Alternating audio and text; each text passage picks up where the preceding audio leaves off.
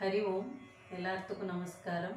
இந்த பகவத்கீதா சீரீஸ்ல முதல் அத்தியாயத்தில் இருக்கிற முதல் 30 ஸ்லோகங்களை நம்ம கற்றுக்கிட்டாச்சு ஏற்கனவே. இந்த வீடியோவில் 31வது ஸ்லோகத்திலிருந்து 47வது ஸ்லோகம் வரைக்கும் நம்ம கற்றுக்கலாம். அதோட இந்த 47வது ஸ்லோகத்தோட இந்த அத்தியாயம் பூர்த்தி ஆகுது. இன்னைக்கு இந்த ஸ்லோகங்களை கற்றுக்கிட்டு நம்ம இன்னைக்கு நிறைவு செய்யலாமா? நிமித்தானி நிமித்தானி च पश्यामि पश्यामि विपरीतानि विपरीतानि केशव केशव न च श्रेयोनुपश्यामि श्रेयोनुपश्यामि हत्वा हत्वा स्वजनमाहवे स्वजनमाहवे निमित्तानि च पश्यामि विपरीतानि केशव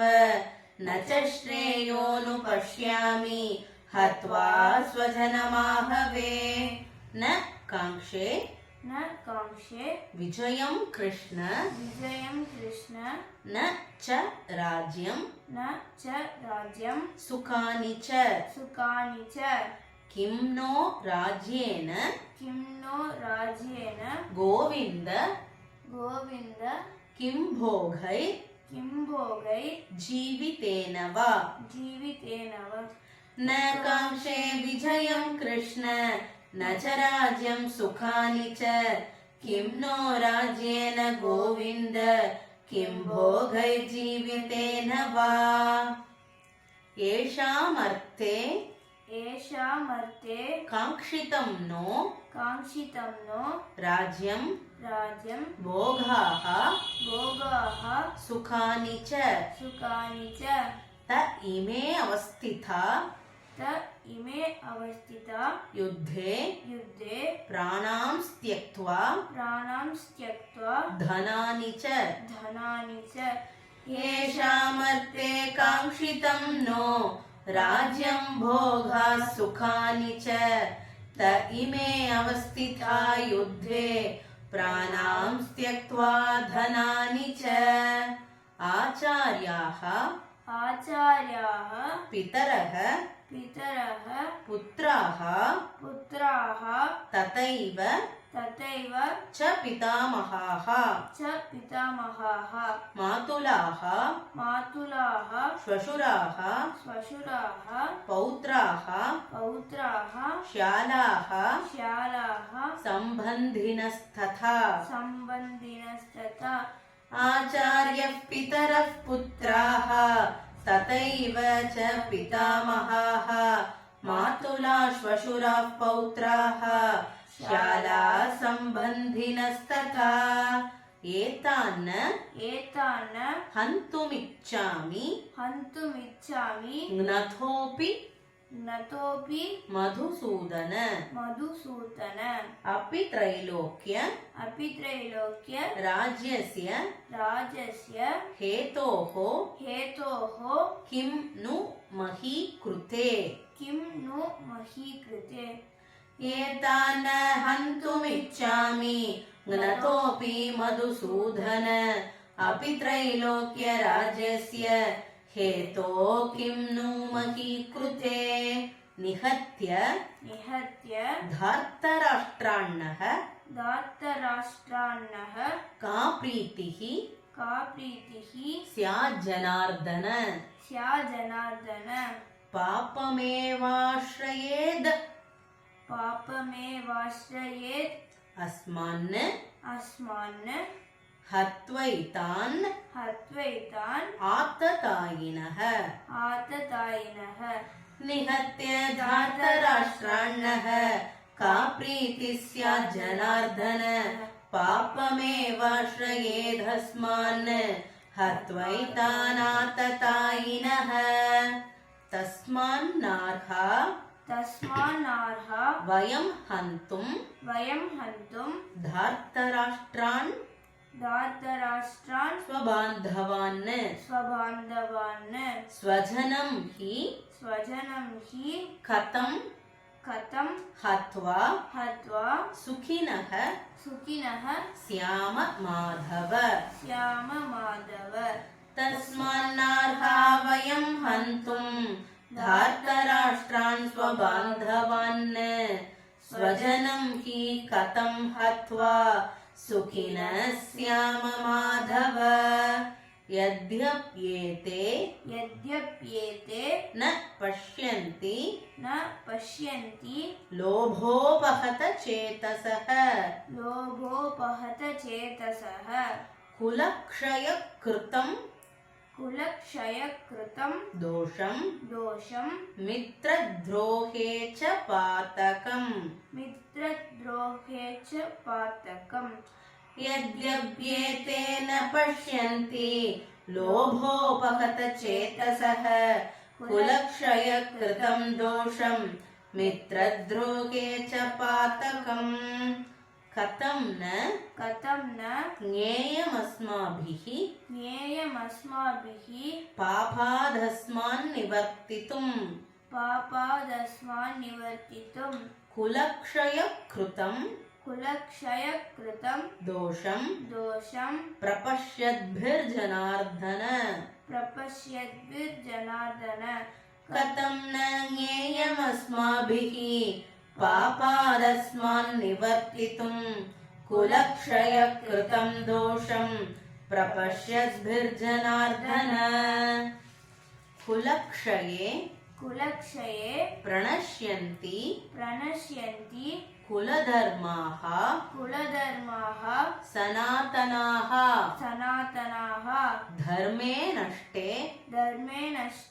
कुलं कृत्स्नम् अधर्मोऽभिभवत्युत कुलक्षये प्रणश्यन्ति कुलधर्माः सनातनाः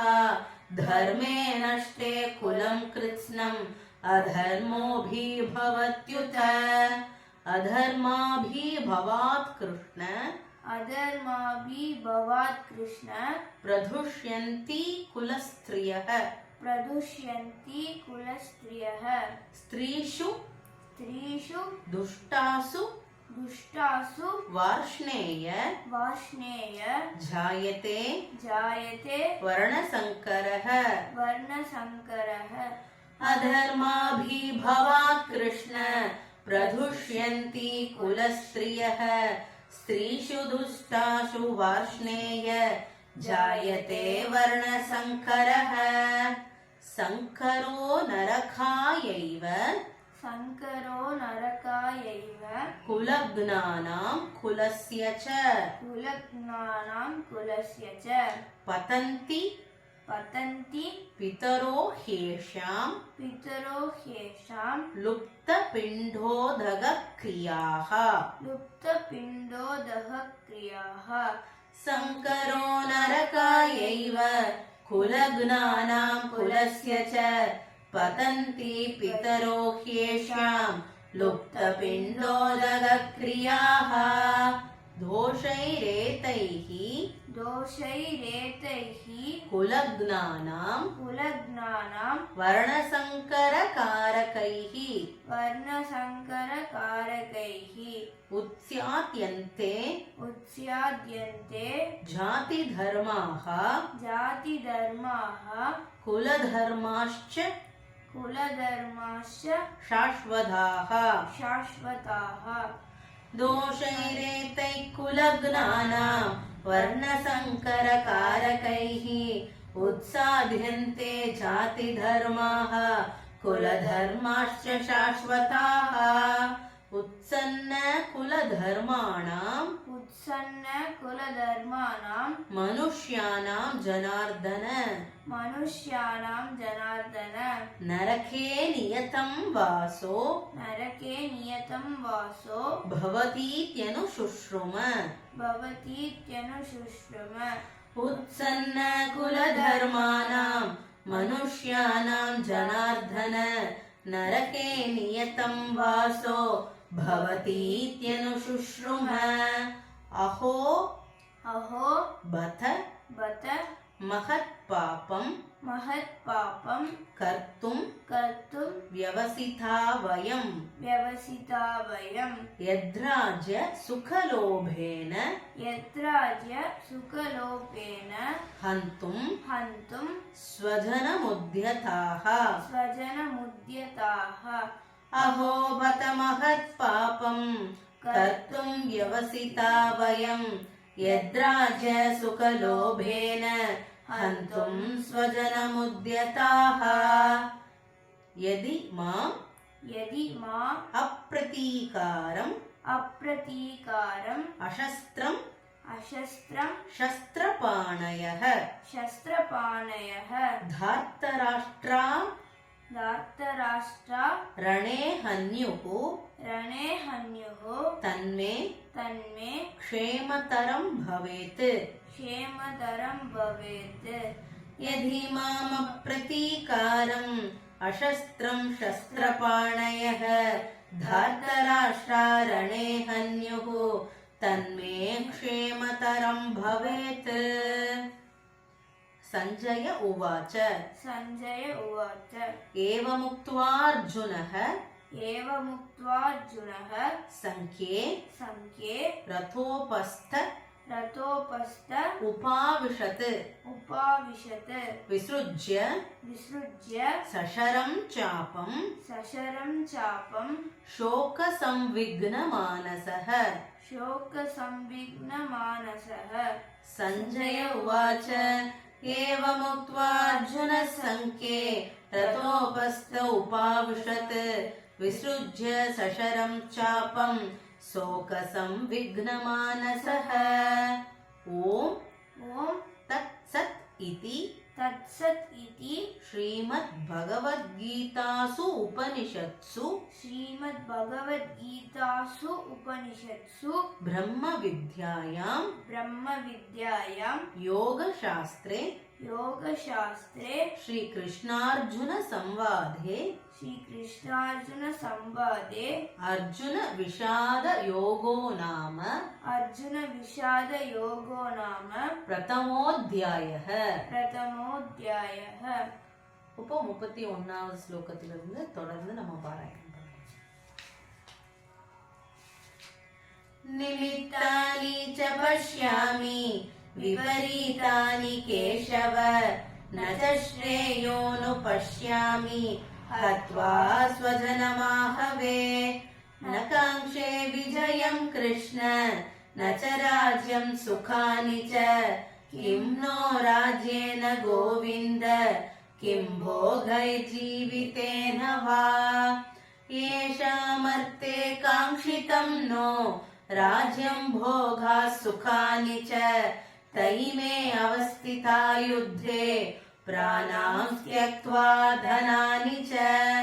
आचार्यः पितरः पुत्राः तथैव च पितामहाः मातुलाः श्वशुराः पौत्राः श्यालाः सम्बन्धिनस्तथा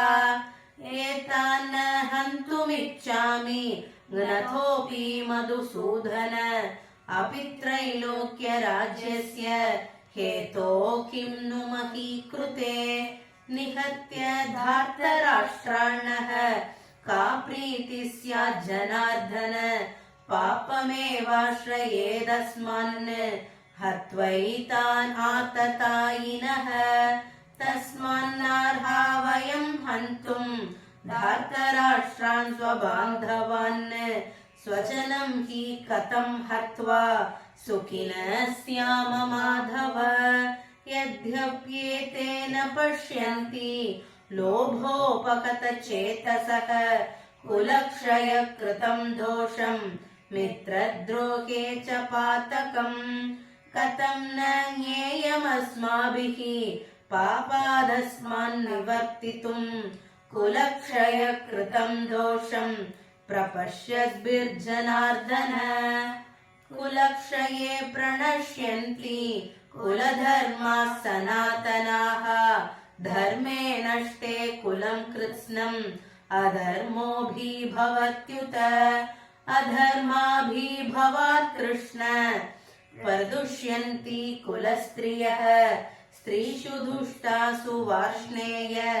जायते वर्णसङ्करः सङ्करो नरकायैव कुलज्ञानां कुलस्य च पतन्ति पितरो ह्येषां लुप्तपिण्डोदकक्रियाः तोषैरेतैः कुलग्नानां वर्णसङ्करकारकैः उत्स्यात्यन्ते जातिधर्माः कुलधर्माश्च शाश्वताः उत्सन्न कुलधर्माणां मनुष्याणां जनार्दन नरके नियतं वासो भवतीत्यनुशुश्रुम अहो बत महत्पापं कर्तुं व्यवसिता वयं यद्राज्य सुखलोभेन हन्तुं स्वजनमुद्यताः यदि मामप्रतीकारम् अशस्त्रं शस्त्रपाणयः धार्तराष्ट्रारणे हन्युः तन्मे क्षेमतरं भवेत् सञ्जय उवाच एवमुक्त्वा अर्जुनः सङ्ख्ये रथोपस्थ उपाविशत् विसृज्य शशरं चापं शोकसंविघ्नमानसः ॐ तत्सदिति श्रीमद्भगवद्गीतासूपनिषत्सु ब्रह्मविद्यायां योगशास्त्रे श्रीकृष्णार्जुनसंवादे अर्जुनविषादयोगो नाम प्रथमोऽध्यायः। हरि ओम्।